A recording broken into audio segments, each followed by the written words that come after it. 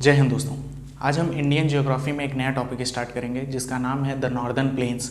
इससे पहले हमने इंडियन ज्योग्राफी में the northern mountain ranges cover कर लिया था। उसमें हमने हिमालय पढ़े, कैसे हिमालय का क्लासिफिकेशन हुआ उसे पढ़ा, ठीक है। और अब हम इसी श्रृंखला में आगे बढ़ेंगे और उत्तर के विशाल मैदान को पढ़ेंगे। उत्तर के विशाल मैदान को पढ़ने के लिए हमें उत्तर के विशाल मैदान को दो वर्गों में बांट कर पढ़ना है। पहले तो किस आधार पर पढ़ना है, तो पहले इसे भू आकृतिक विभाजन के आधार पर पढ़ना है, यानी नदियों द्वारा इन मैदानों का निर्माण कैसे किया गया उस आधार पर पढ़ना है। दूसरा तरीका, इनका प्रादेशिक विभाजन कैसे है उस हिसाब से उत्तर के विशाल मैदान को पढ़ना है। तो आपको बता दें, जो आज आपको उत्तर भारत का विशाल मैदान देखने को मिलता है उसका निर्माण एक दिन में नहीं हुआ है, बल्कि उसे बनने में लगभग करोड़ों साल का समय लगा है, ठीक है। अब समझते हैं इसका निर्माण कैसे हुआ। जो आज आपको बता दें कि जो उत्तर भारत का विशाल मैदान है पूरी दुनिया का सबसे उपजाऊ मैदान है और सबसे घनी आबादी वाला मैदान है, ठीक है। तो इसका निर्माण हुआ कैसे, तो इसका निर्माण आज से करोड़ों साल पहले हुआ। आज जहाँ पर हमारा हिमालय दिख रहा है वहाँ पर तैथित सागर हुआ करता था, ठीक है। कौन सा सागर, तो तैथित सागर, ठीक है। और उसके एक ओर इंडियन प्लेट थी और दूसरी ओर यूरेशियन प्लेट थी। ध्यान रखिएगा, एक ओर इंडियन प्लेट थी और एक ओर यूरेशियन प्लेट थी।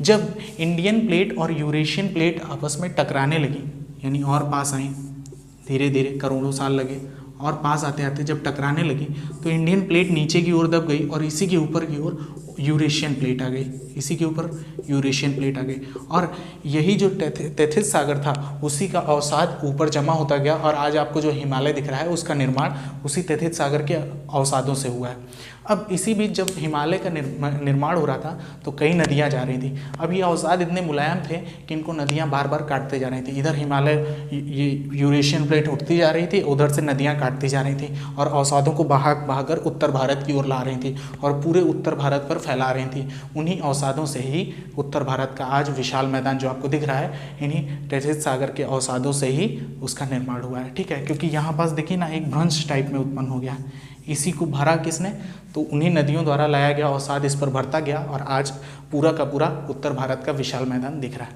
अब हम समझते हैं कि जब नदियाँ पहाड़ों से निकलती हैं, तो आपको पता है नदियाँ पहाड़ों से क्यों निकलती हैं, क्योंकि आपको पता होना चाहिए कि प्रत्येक पृथ्वी से यानी तल से प्रत्येक 165 मीटर की ऊंचाई पर जाने पर 1 डिग्री सेल्सियस तापमान घट जाता है, ठीक है। तो आप समझिए पहाड़ों पर जाएंगे तो और ऊंचाई पर जाएंगे और आपको पता है हिमालय की तो औसत ऊंचाई 6000 मीटर है। हम बोल रहे हैं 165 मीटर में 1 डिग्री सेल्सियस, तो 6000 मीटर पे चढ़ने पर तो बहुत डिग्री सेल्सियस का तापमान घट जाएगा। तो इसका मतलब जब ऊपर जाएंगे तो पहाड़ों पर बड़े बड़े ग्लेशियर जम जाते हैं बर्फ़ के और उन्हीं से नदियों का उद्गम होने लगता है। अब नदियाँ वहाँ से जहाँ से उद्गम होता है वहाँ से बहुत ही भयानक रफ्तार से निकलती हैं, बिल्कुल पहाड़ों को पत्थरों को काटते चीरते हुए बिल्कुल निकलती हैं बहुत। इस चीज़ को आप देखना चाहते हैं तो धार्मिक स्थल उत्तराखंड जा सकते हैं, वहाँ गंगा का स्पीड देख सकते हैं और यहाँ आके इलाहाबाद में गंगा की स्पीड देख सकते हैं। तो पहाड़ी इलाकों में जहाँ से नदियों का उद्गम होता है वहाँ पास नदियों की जो वेग होती है वो बहुत तेज़ होती है। क्यों? क्योंकि वहाँ उन्हें ढाल मिल जाता है। किसी भी चीज़ को ढाल में मिलेगा तो उसकी स्पीड ऑटोमेटिक बढ़ जाएगी, ठीक है। तो अब यहाँ से मान लीजिए नदियाँ निकलती हैं और नदियाँ जब निकलती हैं तो बड़े बड़े पत्थरों को, बड़े बड़े पत्थर, छोटे मोटे नहीं, बड़े बड़े पत्थरों को काटते हुए लाती हैं अपने साथ बहाकर। और जब लाती हैं तो जब समतल पर ये पहाड़ों की तलहटी पर गिरती हैं तो उन पत्थरों को भी अपने साथ लाकर गिरा देती हैं। ये देखिए, ठीक है, इन पत्थरों को भी पहाड़ों की तलहटी पर लाकर पूरा का पूरा गिरा देती हैं। अब इनसे क्या होता है कि जब पत्थर ऊपर की ओर दिखने लगते हैं तो नदियों का जो पानी है वो अलग अलग इतर बितर हो जाता है, दिखता ही नहीं है। तो इन क्षेत्रों में जैसे ही पहाड़ों की तलहटी से नदियाँ गिरती हैं पहाड़ों से, तो तलहटी पर पूरा चूँकि अपने साथ पत्थर लाई रहती हैं तो उसी को बिछा देती हैं बिल्कुल, ठीक है। बहुत वेग होता है इनमें, आदमी को बहा ले जाएं, पत्थर को बहा ले जाएं, शहर बहा ले जाएं, इतना स्पीड होता है इनके अंदर, ठीक है।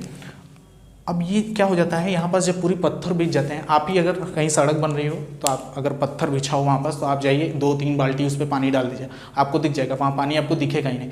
यानी जहाँ पत्थर पूरा बिछा होता है उस पर पानी डालिए तो पानी बिल्कुल डिस्पेयर हो जाता है, दिखता ही नहीं है। तो यहाँ भी नदियाँ विलुप्त हो जाती हैं। तो ऐसा क्षेत्र जहाँ नदियाँ विलुप्त हो जाती हैं यानी पहाड़ियों की तलहटी पर ऐसा क्षेत्र जहाँ नदियाँ विलुप्त हो जाती हैं, उस क्षेत्र को भांवर क्षेत्र कहा जाता है।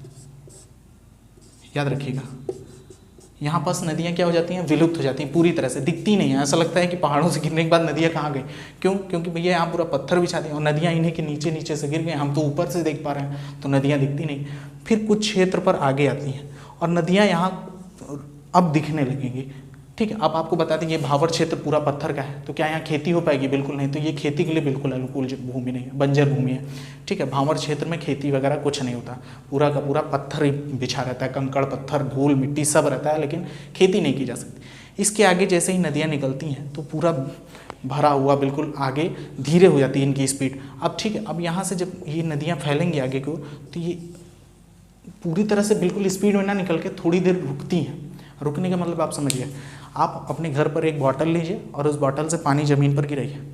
जब गिराएंगे तो वो तुरंत ही नहीं भागेगा, बल्कि थोड़ी देर इधर उधर फैलेगा। तो वैसे नदियाँ यहाँ पर कुछ एरिया बना करके फैलती हैं और इस एरिया को पूरी तरह से अब नमी पूर्ण बना देती हैं। इतना नमी हो जाता है कि ये पूरा दलदली इलाका हो जाता है।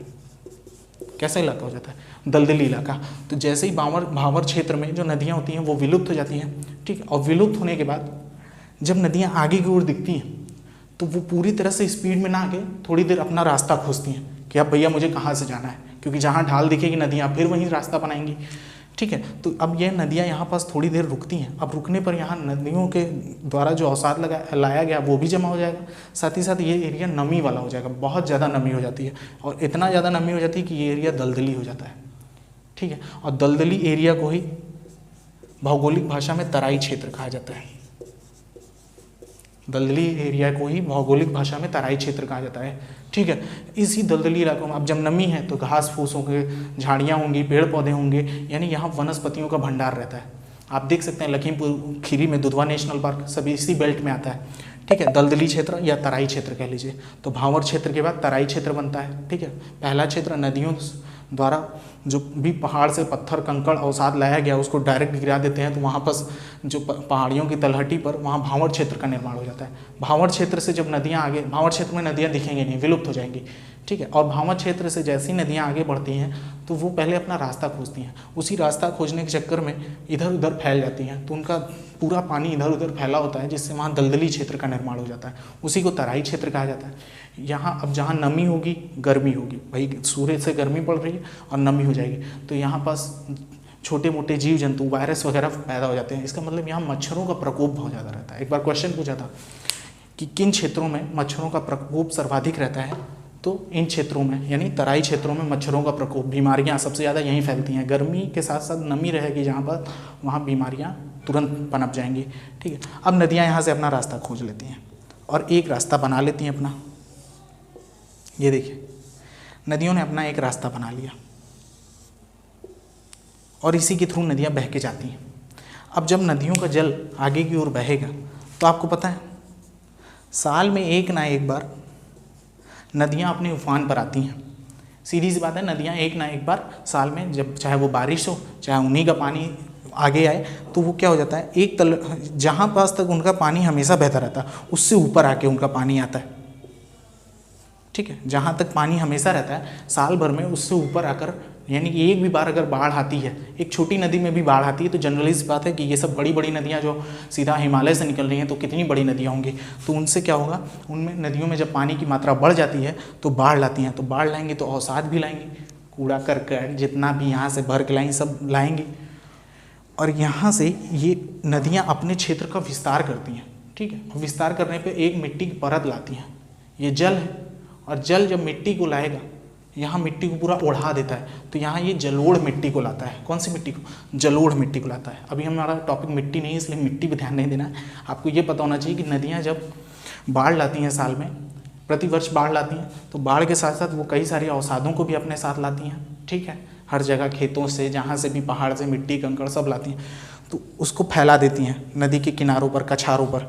तो उस मिट्टी को खादर मिट्टी कहा जाता है और उस क्षेत्र को खादर क्षेत्र कहा जाता है। ठीक है, अब यही नदियाँ मान लीजिए एक बार बहुत बाढ़ आया तो पूरे गांव का गांव में पानी भर जाता है, इस पूरे इलाके में पानी भर गया, तो वहाँ भी तो उसका अवसाद फैल जाएगा। लेकिन ऐसा हर साल नहीं होता, ऐसा थोड़ी होता है हर साल पूरा का पूरा इलाहाबाद में बाढ़ आ जाती है, ऐसा हर साल नहीं होता है। किसी साल होता है कि गंगा नदी इतना ज़्यादा बाढ़ या उफान लाती है कि पूरे शहर में पानी भर जाता है, लेकिन ऐसा हर साल नहीं होता।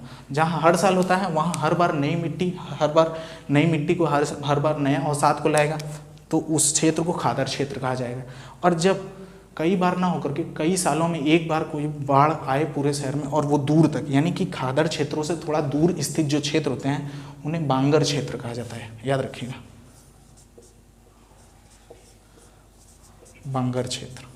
ठीक है, नदियाँ जब तलहटी पर गिरती हैं तो वहाँ भांवर क्षेत्र का निर्माण होता है, फिर उससे आगे दलदली या तराई क्षेत्र का निर्माण होता है। फिर नदियाँ जब अपना रास्ता चुन लेती हैं तो वहाँ से नदियाँ खादर क्षेत्र का निर्माण करती हैं। खेती के लिए बहुत ही ज़बरदस्त होता है, कछारी क्षेत्र इसे कहा जाता है साथ ही। ठीक है, थोड़ा सा इसको और अच्छे समझते हैं। देखिए, आपको बताएं जब हर साल आएगा तो नए नए अवसाद आएंगे, तो और ये चूँकि जल द्वारा लाई गई और जल द्वारा उड़ा दिया गया उसी अवसाद को, जल द्वारा अवसादों को उड़ा देना ही जलोढ़ कहलाता है। इंग्लिश में एलुवियल कहा जाता है। इंग्लिश वाले तो और ख़त्म कर दिए हैं। देखिए कितना सिंपल सा नाम है, जल आ रहा है उड़ा दे रहा है, तो इसी के नाम जलोढ़। तो नई जलोढ़ है। अब नई जलोढ़ आपको पता है बार बार इस पर जो नया अवसाद आ रहा है उसको अभी हमने कहा था खादर। तो नई जलोढ़ जो होती है उसे खादर क्षेत्र कहा जाता है। ठीक है, और जहाँ साल में कईयों साल में 10 साल में एक बार बाढ़ आपको पता है पूरे तरह से मतलब पूरे के पूरे गांव को ले डूबता है, तो वो हर साल तो होता नहीं है, वो कई साल में होता है, तो उसे हम पुरानी जलोढ़ कहते हैं। और पुरानी जलोढ़ जहाँ पर होती है उसे हम खादर क्षेत्र ना कह करके बांगर क्षेत्र कहते हैं, याद रखिएगा। ये क्वेश्चन पूछा जाता है, नई जलोढ़ खादर क्षेत्र, पुरानी जलोढ़ बांगर क्षेत्र। ठीक है, और इसे दोनों को कछारी मिट्टी कहा जाता है। लेकिन कछारी मिट्टी उसे कहते हैं जहाँ हमेशा क्या हो, नई मिट्टी आती रहे, नया अवसाद आता रहे हर साल। तो हर साल केवल खादर क्षेत्र पर ही, क्योंकि इसी वाले क्षेत्र पर ही मिट्टियाँ आएंगी, अवसाद आएंगे, तो उसे तो खादर क्षेत्र को ही कछारी क्षेत्र भी कहा जाता है, याद रखिएगा। ये हमने नदियों का भू आकृतिक विभाजन पढ़ा। अब देखिए और आगे पढ़ते हैं। अब ये नदियाँ और आगे बढ़ेंगी और धीरे धीरे इनकी स्पीड कम होती जाएंगी। आप ही बताइए, जैसे जैसे नदियों इंसान की उम्र बढ़ती है वैसे वैसे इंसान के अंदर की ऊर्जा खत्म होती जाती है, इंसान कमज़ोर होता जाता है। वैसे ही नदियाँ जब पहाड़ों पर होती हैं तो बिल्कुल जवानी होता है, और जैसे जैसे समतल पर आती जाती हैं और अपने मुहाने पर जाती हैं तो बिल्कुल उनकी ऊर्जा ना के बराबर हो जाती है। तो नदियों की स्पीड बिल्कुल जाते जाते अंत में ख़त्म हो जाती है। तो नदियाँ अपने साथ जो भी कचरा यहाँ से बहा कर लाती हैं उसको ढकेल कर समुद्र में गिरा ही नहीं पाती, बल्कि वहीं मुहाने पर ऐसे ला के खड़ा कर देती हैं और अपना इतर बितर हो जाती हैं, यानी उसे वितरिकाओं के थ्रू, ठीक है, वितरिकाओं के थ्रू इधर उधर करके बह जाती हैं और यहाँ एक मैदान का निर्माण कर देती हैं जिसे डेल्टाई क्षेत्र कहा जाता है। ठीक है, डेल्टाई क्षेत्र सिंपल सी भाषा में समझिए, जब नदियाँ अपने मुहानों पर जो भी अवसाद बहा करके लाई हैं, यहाँ से देखिए ना, पूरा अवसाद यहाँ से बहाते हुए मैदानी क्षेत्रों से अवसाद को बहाते हुए लेकर जाएंगी, कूड़ा करकट, ठीक है, खेतों में जो भी आप खाद डालेंगे सब बहा करके ले जाएगा और कहाँ जमा कर देगा, डेल्टाई क्षेत्र पर। अब चूंकि इतनी ताकत ही नहीं बचती नदी के अंदर कि वो समुद्र में ढकेल सके, खुद तो गिर जाएगी लेकिन वो कचरा वहीं जमा रह जाता है, तो वैसा जो क्षेत्र बन जाता है उसे डेल्टाई क्षेत्र कहते हैं। इन सभी क्षेत्रों में सबसे ज़्यादा जो उपजाऊ क्षेत्र होगा वो डेल्टाई क्षेत्र होगा। आप पूछिए कैसे, तो समझिए, यहाँ पास नदियाँ जब समतल पर पहुँचती हैं तो लोग खेती करते हैं, उपजाऊ मैदान है, खेती करेंगे तो खाद DDT सब चीज़ का यूज करेंगे, ठीक है, बढ़िया उर्वरक का यूज करेंगे, ठीक है, पेस्टिसाइड का यूज़ करेंगे, तो वो सब बहा करके ले जाएगी कहाँ, नदियाँ यहाँ, और इसकी इतनी ताकत ही नहीं बचती, ऊर्जा ही नहीं बचती कि ये समुद्र में ढकेल सके, तो वहीं समुद्र के पास मुहाने पर डेल्टा बना देती है। और वो डेल्टा एक्चुअल में क्या है, वो नदियों द्वारा लाया गया अवसाद ही तो है, और उसी अवसाद में कितना उर्वरक पड़ा हुआ है, ठीक है, तो उसी से डेल्टाई क्षेत्र का निर्माण हो जाता है। तो आपने 4 क्षेत्र देखे मेनली और एक डेल्टाई क्षेत्र। सबसे पहला नदियाँ जब तलहटी पर गिरेंगी तो भांवर क्षेत्र दिखेगा। भांवर क्षेत्र में नदियाँ नहीं दिखती हैं, पत्थर पे कोई भी पानी डालेगा तो नदियाँ नहीं दिखेंगी, सिंपल चीज़ है। फिर उसके आगे नदियाँ अब थोड़ी देर आसपास के एरिया में ठहरेंगी मतलब रुकती नहीं है, अपने रास्ता बनाने के लिए विचार करती हैं, देखती हैं आगे की ओर, ठीक है। जब तक रास्ता नहीं बनता तो इस एरिया में फैली रहती हैं, तो इसको बिल्कुल नमी वाला बना देती हैं, दलदली बना देती हैं, इसे तराई क्षेत्र कहा जाता है। फिर नदियाँ रास्ता बना लेती हैं जब, तो रास्ते बनाने के बाद वो आगे बढ़ती हैं, तो आगे बढ़ने पर प्रतिवर्ष जहाँ तक उसका बाढ़ का पानी जाता रहता है, तो वहाँ वाला एरिया को हम खादर क्षेत्र कहते हैं। और जहाँ कभी कभार 10 साल में 20 साल में एक बार पहुँचता है उस नदी का अवसाद, तो उसे हम बांगर क्षेत्र कहते हैं, ठीक है, याद रखिएगा, खादर क्षेत्र, बांगर क्षेत्र। बांगर क्षेत्र को आमतौर पर लोग कंकड़ वाला क्षेत्र कह देते हैं, गांव वगैरह में कंकड़ वाला क्षेत्र कह देते हैं, ठीक है। इतना समझ में आ गया। अब आपने एक वर्ड सुना होगा रेह, या इसी को कल्लर भी बोला जाता है। ये क्या होता है?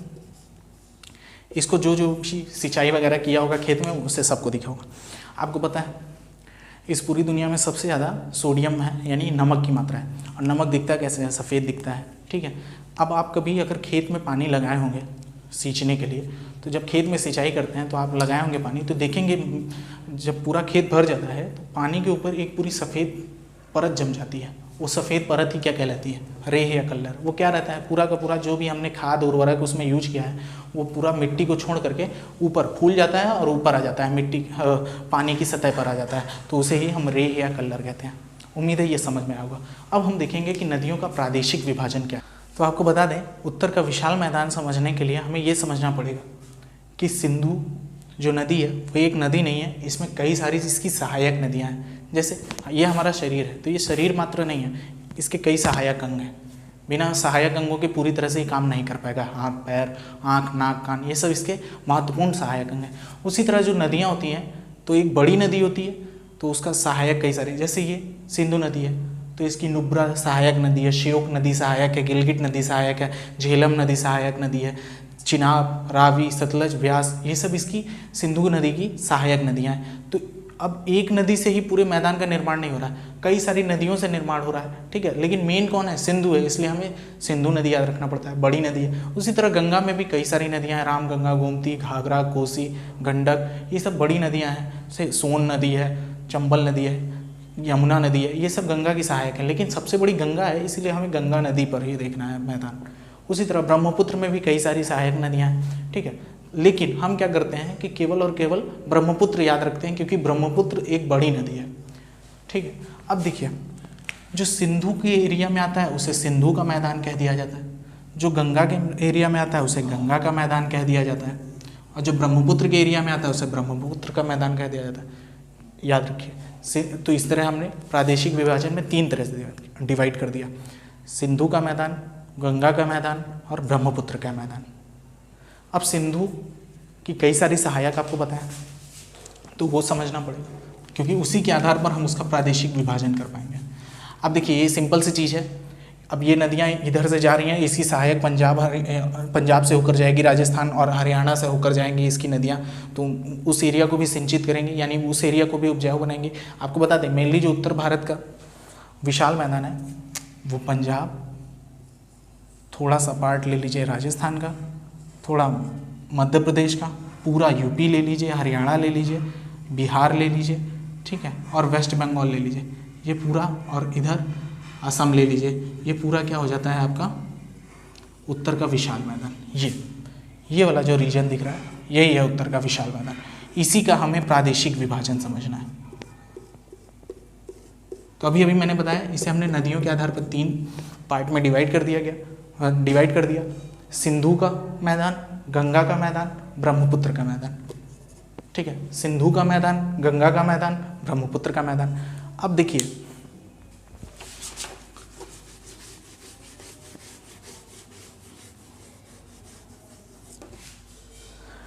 अब जो सिंधु नदी है उसकी कई सारी सहायक नदियाँ हैं। ये सिंधु नदी है, यही जम्मू से ही निकलती है एक नदी, चिनाब नदी, और पाकिस्तान और भारत के बीच का बॉर्डर बनाती है। इसका नाम झेलम नदी है, सॉरी चिनाब बोल रहे हैं। चिनाब नदी हिमाचल प्रदेश से निकलती है ऊपरी भाग से, और चिनाब भी सबसे बड़ी सहायक है सिंधु नदी की, और सिंधु में जाकर के मिल जाती है चिनाब, और यहीं झेलम है। अब देखिए, इसी के नीचे से निकलेगी एक नदी जिसका नाम है रावी नदी, और यहीं मानसरोवर से निकलेगी एक नदी जिसका नाम है सतलज, और सतलज में ही इसकी सहायक रहेगी कौन? व्यास नदी।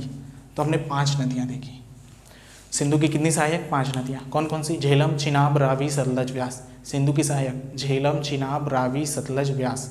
झेलम, चिनाब, रावी, सतलज, व्यास। झेलम, चिनाब, रावी, सतलज, व्यास। अब आप सोच रहे होंगे ये नदियाँ क्यों याद करा रहे हैं, नदी तो टॉपिक ही नहीं। जी आप सही कह रहे हैं, नदी टॉपिक नहीं है, लेकिन आपको बता दें 2 नदियों के बीच में जो बनने वाला मैदान होता है उसे दोआब कहा जाता है।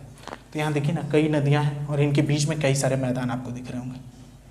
ये इन्हीं को पढ़ना है क्योंकि इन्हीं से एग्जाम में क्वेश्चन होते हैं। अब देखिए ये जो सिंधु नदी है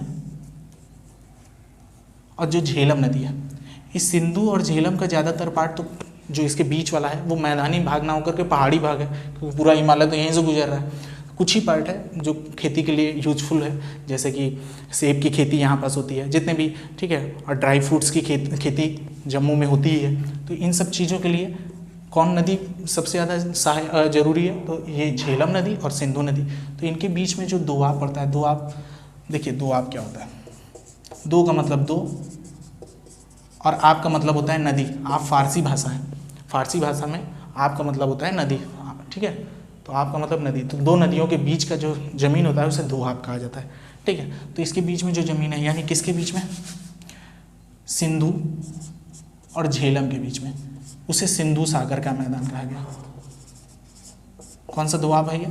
सिंधु सागर। उसके बाद देखिए ये नदी है झेलम और ये नदी है चिनाब, और देखिए इसके बीच वाला ये एरिया दिख रहा है, नाम से याद रहेगा, झेलम और चिनाब, झेलम और चिनाब। तो इसका नाम है चाज दोआब। कौन सा दोआब? चाज दोआब। चा से चिनाब और जा से झेलम, तो हो जाएगा चाज दोआब। उसके बाद ये नदी है चिनाब और ये नदी है रावी। चिनाब नदी और रावी नदी के बीच में भी जो मैदान दिख रहा है उसे दोआब बोलेंगे, लेकिन कौन सा दोआब? तो उसे रचना दोआब बोलेंगे, याद रखिएगा। कौन सा दोआब? रचना। कैसे?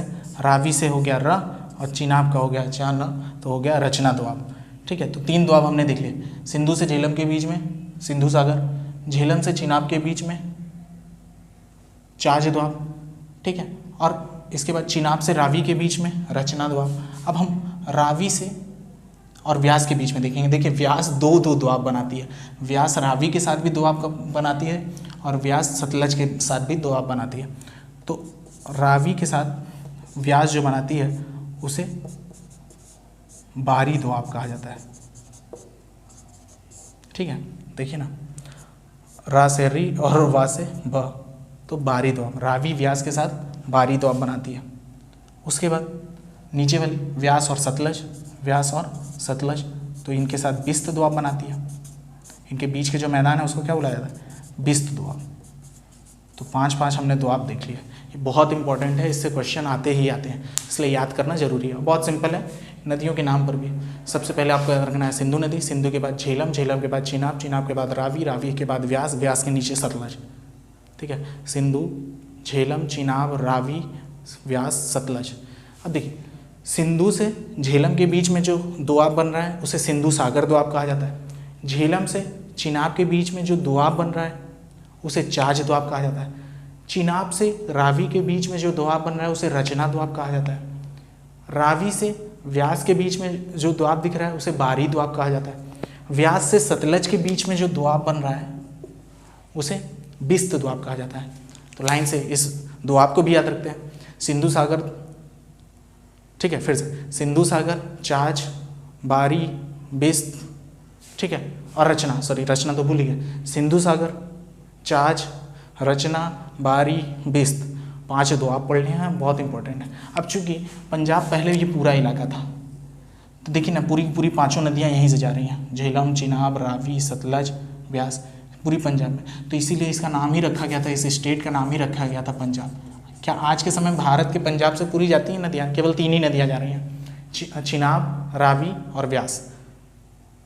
सॉरी चिनाब भी नहीं जा रही, रावी, व्यास और सतलज, रावी, व्यास, सतलज, रावी, व्यास, सतलज, 3 ही नदियाँ वर्तमान समय में पंजाब से जा रही हैं। तो अब इसे आप थोड़ी बोलेंगे, पंजाब नाम पहले से पड़ गया उसी भौगोलिक के आधार पर, तो भूगोल अपना नाम नहीं बदलता है।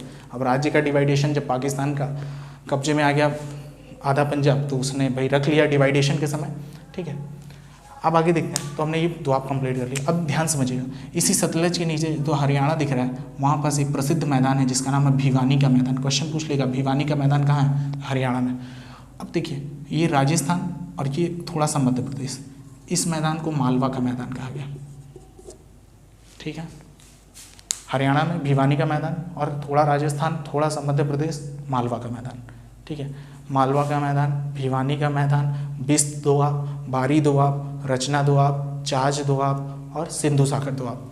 तो हमने सिंधु नदी से जो भी उत्तर भारत का मैदान बन रहा था उसको पढ़ लिया।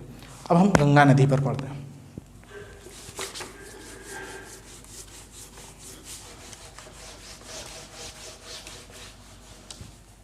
देखिए ये रही गंगा।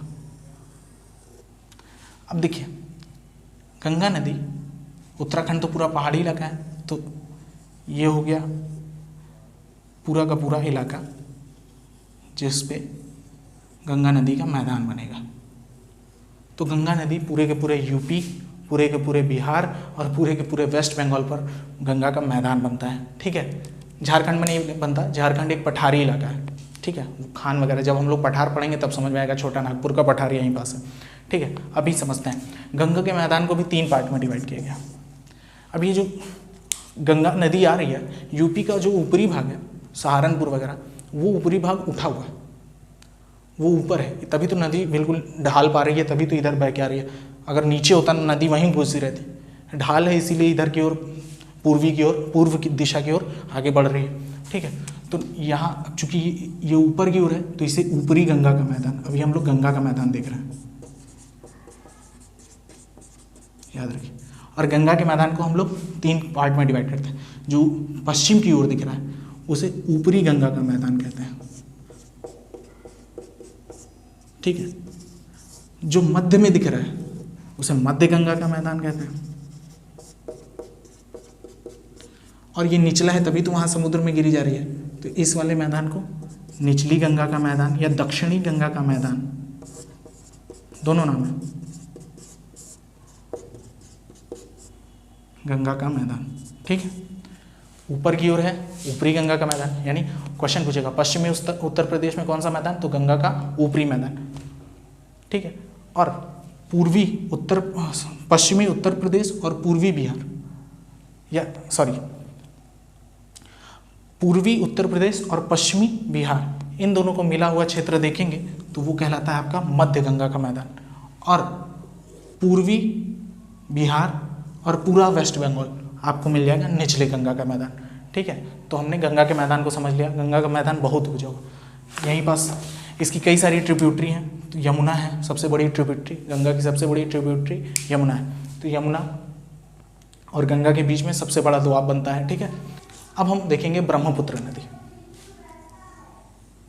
ब्रह्मपुत्र नदी देखिए, अब अरुणाचल प्रदेश तो पूरा का पूरा पहाड़ी इलाका है, तो उसे हमें ज़्यादा समझना नहीं है। मेनली जो ब्रह्मपुत्र नदी द्वारा जो मैदान का निर्माण होता है वो असम में होता है।